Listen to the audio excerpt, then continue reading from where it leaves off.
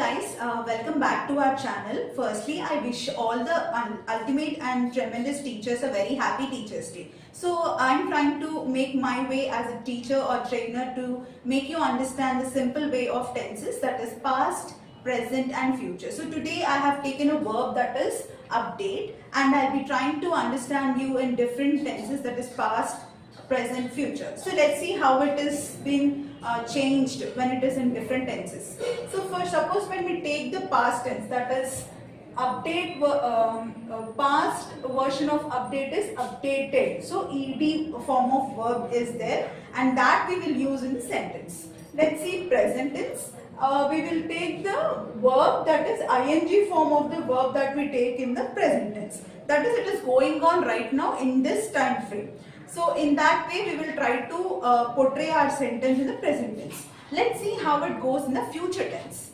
So in the future, going to update or will update is the format that we use our verb in the future tense. For example, I have underlined and highlighted with a red sketch pen saying that these are the two helping verbs that we use in the future tense to make our verb even more appealing in the sentence. So let's see in the sentences how do we use it our daily professional communication.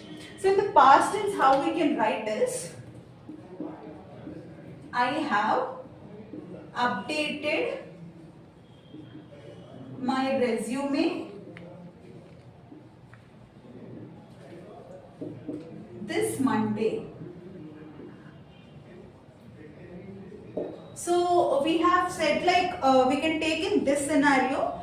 Today is Thursday, so I have updated my resume this Monday. So it is Monday like 4 days back, and 4 into 24 it is almost like 96 hours. So it has been taken in the past, that is few days happened, that action has been taken care. So in that way I have updated my resume this Monday. So let's see the present tense.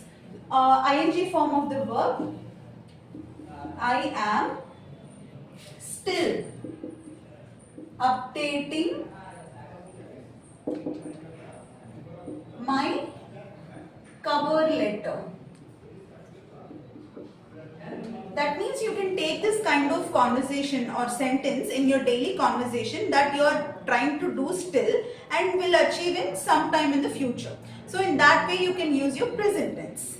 So let's in the future we can use either of the things that I have mentioned here. So I am taking the very first thing. I am going to update my schedule for the upcoming challenges.